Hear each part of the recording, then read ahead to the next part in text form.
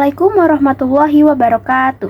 Halo semuanya, perkenalkan nama saya Maryam Duaryani. Saya dari Sekolah SMP Negeri 194 Jakarta, kelas 97. Di sini saya akan menyampaikan tanggapan saya mengenai keresahan publik terkait dengan keputusan MK atau Mahkamah Konstitusi nomor 90.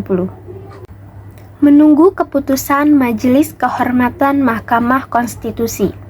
Setelah putusan MK mengenai batas usia Capres dan Cawapres turun, dinilai banyak masalah kontroversial mengenai putusan nomor 90 per PUU 21 tahun 2023. Dalam putusan tersebut, MK memutuskan bahwa ketentuan Capres-Cawapres boleh di bawah umur 40 tahun, asalkan pernah atau sedang menjabat sebagai kepala daerah. Keputusan tersebut banyak mengundang asumsi publik yang dinilai meresahkan dan kontroversial. Pertama, putusan ini dibuat dalam dinamika momentum Pilpres tahun 2024. Kedua, dugaan berkaitan dengan kepentingan anak presiden. Dalam hal ini, Gibran yang kemudian maju menjadi cawapres Prabowo.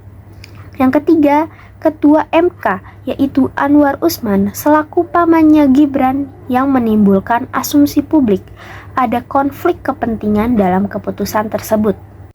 Beberapa hari setelah keputusan tersebut banyak mengundang asumsi publik, maka dibentuklah MKMK atau Majelis Kehormatan Mahkamah Konstitusi untuk memeriksa adanya pelanggaran kode etik dan perilaku hakim konstitusi dalam memutuskan perkara tersebut.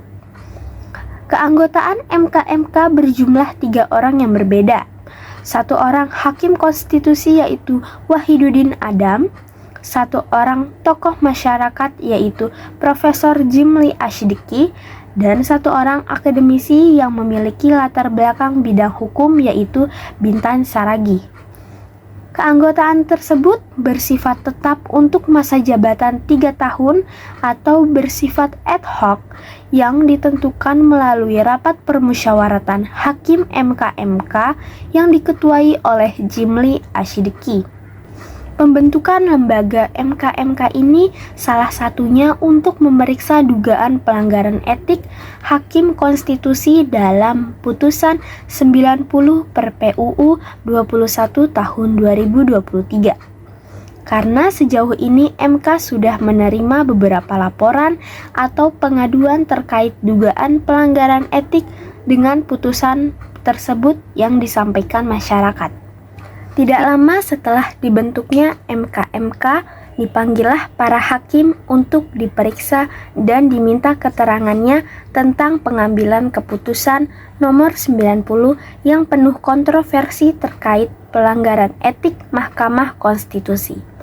Ramainya di media sosial dan pemberitaan televisi, perdebatan mengenai keputusan MK nomor 90 yang banyak mengandung asumsi negatif publik terkait dengan KKN atau korupsi, kolusi, dan nepotisme, konflik kepentingan, dan dinasti politik.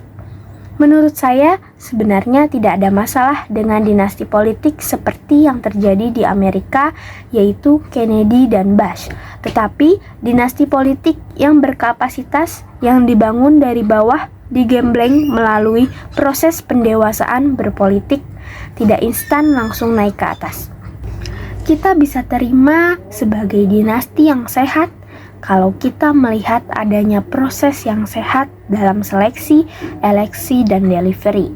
Delivery mereka yang sangat sehat masuk ke eleksi atau election terpilih, lalu terpilih lagi karena delivery-nya yang bagus, baik memberikan manfaat dan maslahat bagi banyak orang, maka orang ini, siapapun keluarganya, layak untuk terus terlibat di dalam siklus demokrasi. Jadi dia mulai dari bawah seperti tumbuhan yang dipupuk dengan baik di tanah yang subur, tumbuh menjulang sebagai pohon di atas tanah, bukan tanaman hias rambat yang ditaruh setinggi-tingginya. Semua orang bisa melihat segala indahnya, tetapi ada Bapa yang meletakkannya. Putusan MK bersifat final adalah putusan MK langsung memperoleh kekuatan hukum tetap sejak diucapkan dalam sidang pleno terbuka untuk umum dan tidak ada upaya hukum yang dapat ditempuh. MK hanya mengadili masalah pelanggaran etik hakim-hakim MK yang memutuskan putusan nomor 90. Adapun keputusan MK nanti terkait dengan pelanggaran etik yang dilakukan Hakim Ketua MK yaitu Anwar Usman yang notabene-nya adalah paman dari Gibran Rakabuming Raka dan 8 hakim anggota lainnya, kita tunggu pada tanggal 7 November 2023 saat Hakim MK yaitu Jimli Asyidiki sebagai ketuanya memberikan keputusannya. Harapan saya, semoga keputusan MK bisa menjawab keresahan publik dan mengembalikan marwah Mahkamah Konstitusi sebagai lembaga independen dan menjaga martabat bangsa Indonesia sebagai negara hukum di mata internasional. Ingat, dalam politik tidak ada kawan atau lawan sejati. Yang ada adalah kepentingan sejati. Itu tadi tanggapan saya mengenai keputusan MK nomor 90. Gimana nih tanggapan kalian? Komen di bawah ya. Terima kasih sudah menonton video ini. Jangan lupa like, komen, dan subscribe.